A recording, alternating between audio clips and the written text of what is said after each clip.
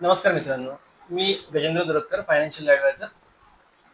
मी तुम्हाला आज युद्धाशी संबंधित शेअर्सबद्दल सांगणार आहे. आपण नुकतेच युद्ध पाहिलेले आहे. या काळामध्ये जर तुम्ही पाहाल तर डिफेन्स सेक्टर खूप मोठ्या प्रमाणात वाढला आणि त्यानंतर गव्हर्नमेंट ऑफ इंडियाने डिफेन्स सेक्टरला 39,000 करोड अलॉट केलेले आहे, जे दिलेलं आहे. त्यामुळे कसं आहे की पुढे सुद्धा डिफेन्स सेक्टर हा वाढत राहील. पण नेमकं इतक्या साऱ्या शेअर्समधनं नेमका डिफेन्स सेक्टरमधला कोणता शेअर आपण घ्यायचा की जेणेकरून आपली जी पैशाची जी आपण गुंतवणूक करू ती वाढ राहील, आपला पोर्टफोलिओ वाढत राहील. त्याकरता मी एक छोटासा अनालिसिस तुम्हाला इथे देतो. त्यामध्ये जर मी पाहाल तर मी ह्या टोटल 20 शेअर्स जे आहे डिफेन्स सेक्टरचे, या 20 शेअर्सचा अनालिसिस केला.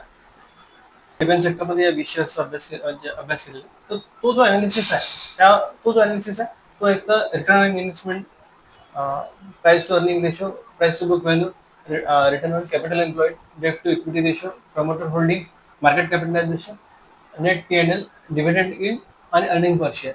या 10 क्रायटेरियावर ऍक्च्युली मी या 20 शेअरचा अनालिसिस केलेला आहे.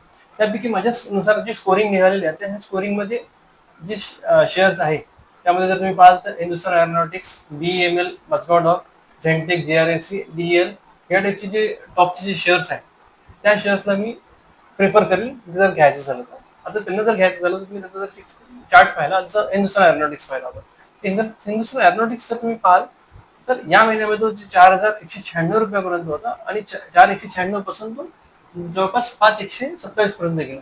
म्हणजे त्याची जी ग्रोथ जर तुम्ही पाहाल तर नियर अबाउट तो 25% तो वाढला. याच प्रकारे आपण BML पाहू शकतो. BML सुद्धा तुम्ही पाहाल तर BML लास्ट मंथ मध्ये 3,000चा शेअर होता, तो सुद्धा 3,000वरून 3,700 पर्यंत पोहोचला. त्याच्यातही 20% ग्रोथ झालेली आहे. म्हणजे क्रायटेरियाज वरनं मी हे जे बनवलं आहे, हा तुम्ही तुमच्या सुद्धा अभ्यासाकरता वापरू शकता.